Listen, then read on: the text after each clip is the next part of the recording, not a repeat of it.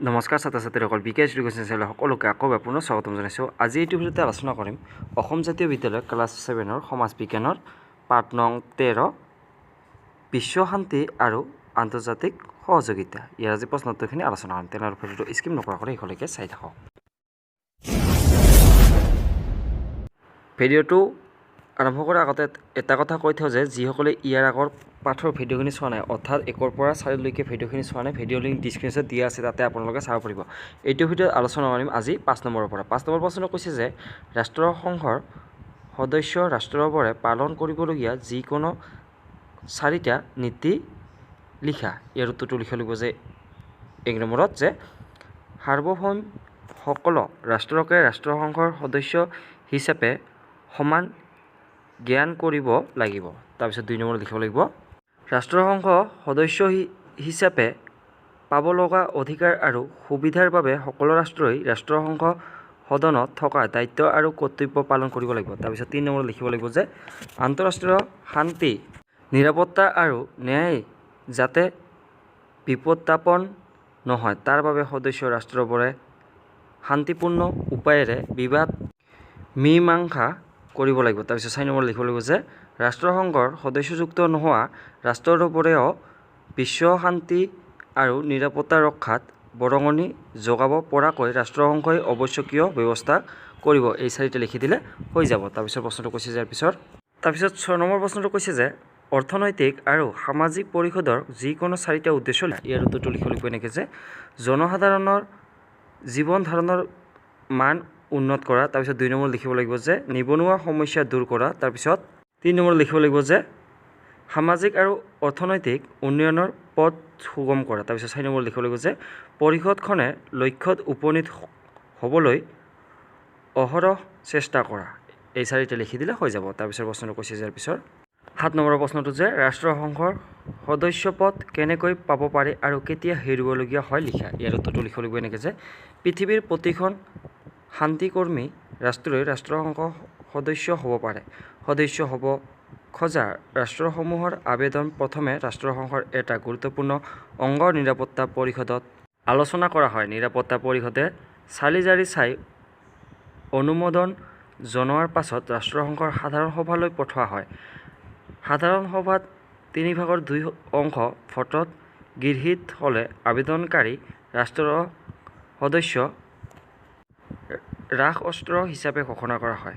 ৰাষ্ট্ৰসংঘৰ নীতি নিয়ম উলংঘা কৰা ৰাষ্ট্ৰক সদস্য পদৰ পৰা পদচ্যুত কৰা হয়।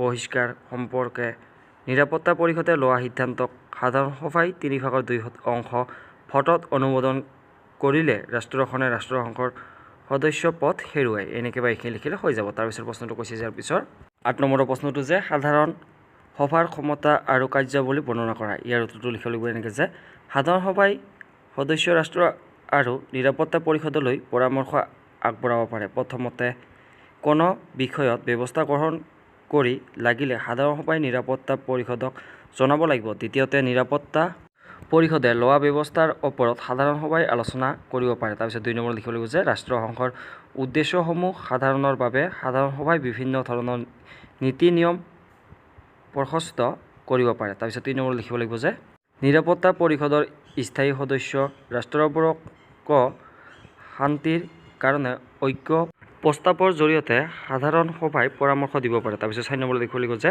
ৰাষ্ট্ৰসংঘৰ বাজেট প্ৰস্তুত দায়িত্ব সাধাৰণ সভাৰ ওপৰতে ন্যস্ত। তাৰপিছত 5 নম্বৰত লিখিব লাগিব যে সাধাৰণ সভাই সচিব প্ৰধান আৰু আন্তঃৰাষ্ট্ৰীয় আদালতৰ ন্যায়াধীশৰ নিৰ্বাচন কৰে। তাৰপিছত 6 নম্বৰত লিখিব লাগিব যে সাধাৰণ সভাৰ আন এটা গুৰুত্বপূৰ্ণ ক্ষমতা হ'ল ৰাষ্ট্ৰসংঘৰ সদন সংশোধন। এনেকৈ বা এইখিনি লিখিলে হৈ যাব। তাৰপিছত 9 নম্বৰ প্ৰশ্নটো কৈছে যে সাধাৰণ সভাৰ ক্ষমতা আৰু কাৰ্যাৱলী বৰ্ণনা কৰা। ইয়াৰ উত্তৰটো লিখিব লাগিব এনেকৈ যে ৰাষ্ট্ৰসংঘৰ সদনত থকা বিষয়ৰ ওপৰত আলোচনা কৰি সাধাৰণ সভাই সদস্য ৰাষ্ট্ৰ আৰু নিৰাপত্তা পৰিষদলৈ পৰামৰ্শ আগবঢ়াব পাৰে।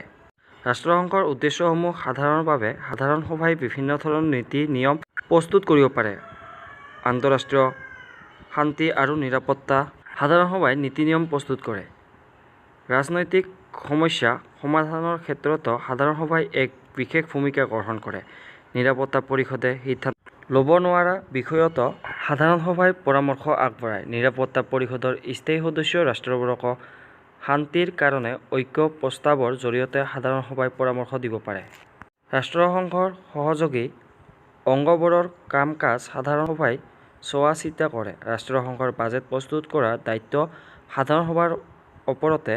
সাধাৰণ সভাই সচিব প্ৰধান আৰু আন্তঃৰাষ্ট্ৰীয় আদালতৰ ন্যায়াধীশৰ নিৰ্বাচন কৰে। সামাজিক আৰু অৰ্থনৈতিক পৰিষদ আৰু ন্যাসৰক্ষী পৰিষদৰ সদস্য নিৰ্বাচন সাধাৰণ সভাই কৰে। সাধাৰণ সভাৰ আন এটা গুৰুত্বপূৰ্ণ ক্ষমতা হ'ল ৰাষ্ট্ৰসংঘৰ সদন সংশোধন। সদন সংশোধনৰ ক্ষেত্ৰত সাধাৰণ সভাৰ 3/2 অংশ সদস্যৰ মতামতৰ প্ৰয়োজন। এনেকৈ বা এইখিনি লিখিলে হৈ যাব। তাৰপিছত প্ৰশ্নটো কৈছে যে ইয়াৰ পিছত যে 10 নম্বৰটো অৰ্থাৎ 18 নম্বৰটো যে সচিব প্ৰধানক কেনেকৈ নিয়োগ কৰা হয়, সচিব প্ৰধানৰ দায়িত্ব আৰু কৰ্তব্যবোৰ উল্লেখ কৰা। ইয়াৰ উত্তৰটো লিখিব লাগিব এনেকৈ যে সচিব প্ৰধান সাধাৰণ সভাই নিৰ্বাচন কৰে, কিন্তু সচিব প্ৰধানৰ নিযুক্তিত নিৰাপত্তা পৰিষদৰ সন্মতি প্ৰয়োজনীয়। সচিব প্ৰধানৰ দায়িত্ব আৰু কৰ্তব্যবোৰ হ'ল 1 নম্বৰ লিখিব লাগিব যে ৰাষ্ট্ৰসংঘৰ পৰিষদবোৰৰ সভাত উপস্থিত থাকিব লাগে আৰু পৰিষদে ন্যস্ত কৰা দায়িত্ব পালন কৰিব লাগে। তাৰপিছত 2 নম্বৰ লিখিব লাগিব যে সাধাৰণ সভাৰ বাৰ্ষিক অধিৱেশনত কাম-কাজৰ প্ৰতিবেদন দাখিল কৰিব লাগে আৰু বিভিন্ন সমস্যা সম্পৰ্কে নিজৰ মতামত ধৰিব লাগে। তাৰপিছত 3 নম্বৰ লিখিব লাগিব যে ৰাষ্ট্ৰসংঘৰ কৰ্মকৰ্তাসকলে যাতে নিৰপেক্ষভাৱে কাৰ্যনিৰ্বাহ কৰে তাৰ প্ৰতি সচেতন থাকিব লাগিব। তাৰপিছত 4 নম্বৰ লিখিব লাগিব যে ৰাষ্ট্ৰসংঘৰ বছৰেকীয়া বাজেট প্ৰস্তুত কৰে। এনেকৈ বা এইখিনি লিখিলে হৈ যাব। তাৰপিছত প্ৰশ্নটো কৈছে যে 11 নম্বৰটো যে আন্তঃৰাষ্ট্ৰীয় বুজাপৰা বৃদ্ধিত যোগাযোগ আঞ্চলিক সহযোগিতাই কেনেকৈ সহায় কৰে লিখা। ইয়াৰ উত্তৰটো লিখিব লাগিব এনেকৈ যে উন্নত যোগাযোগ ব্যৱস্থাই পৃথিৱীৰ বিভিন্ন দেশৰ মাজত সহজ বৃদ্ধি কৰিছে। সাগৰ, মহাসাগৰ আৰু জলভাগ, পৃথিৱীৰ ওপৰৰ বায়ুমণ্ডল, মহাশূন্য আদিৰ উমৈহতীয়া ব্যৱহাৰৰ বাবে দেশবোৰৰ মাজত সহযোগিতাৰ প্ৰয়োজন। দেশবোৰৰ মাজত দ্বিপাক্ষিক আৰু আঞ্চলিক ভিত্তিত সহযোগিতাৰ ব্যৱস্থা গঢ়ি উঠিছে। বিভিন্ন দেশৰ আৰ্থিক আৰু কাৰ্যকৰী সহযোগিতাৰ বাবে নিজ সুবিধা বা প্ৰয়োজন অনুসৰি চুক্তিবদ্ধ হয়। আঞ্চলিক সহযোগিতাৰ বাবে পৃথিৱীৰ বিভিন্ন অঞ্চলৰ দেশবোৰে কিছু সংগঠন গঢ়ি তুলিলে। তাৰ ভিতৰত কলম্বো পৰিকল্পনা, এছিয়া উন্নয়ন বেংক, দক্ষিণ-পূব এছিয়া ৰাষ্ট্ৰপুঞ্জ, ইউৰোপীয় আৰ্থিক সম্প্ৰদায় আদিয়ে প্ৰধান। ভাৰতকে ধৰি এছিয়াৰ দক্ষিণত অৱস্থিত চুবুৰীয়া ৰাষ্ট্ৰকেইখনে আঞ্চলিক সংগঠন দক্ষিণ এছীয় মাংগলিক সহযোগিতা বা চাৰ্ক বুলি জনা যায়।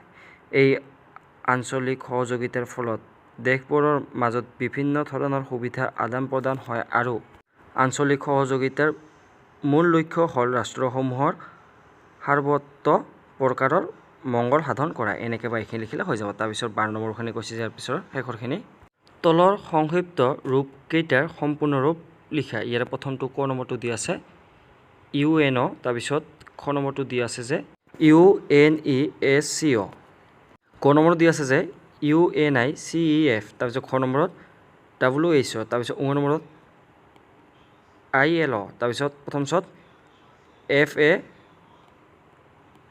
তাৰপিছত দ্বিতীয় নম্বৰত IMF, তাৰপিছত বৰ্গজত ASEAN, তাৰপিছত 6 নম্বৰ যে SAARC। ইয়াৰে উত্তৰকেইটা হ'ব এনেকৈ যে ক নম্বৰটো হ'ব যে UNO the United nations organisations, এনেকৈ হ'ব। তাৰপিছত খ নম্বৰটোৰ ফুল ফৰ্ম হ'ব যে United nations educational, scientific and cultural organisation. তাৰপিছত গ নম্বৰটো হ'ব United nations of international children emergency fund, এনেকৈ হ'ব। তাৰপিছত খ নম্বৰটো হ'ব যে ৱৰ্ল্ড হেল্থ অৰ্গেনাইজেশ্যন, এনেকৈ হ'ব। তাৰপিছত ঙ নম্বৰটো হ'ব যে ইণ্টাৰনেশ্যনেল লেবাৰ ইউনিয়ন হ'ব।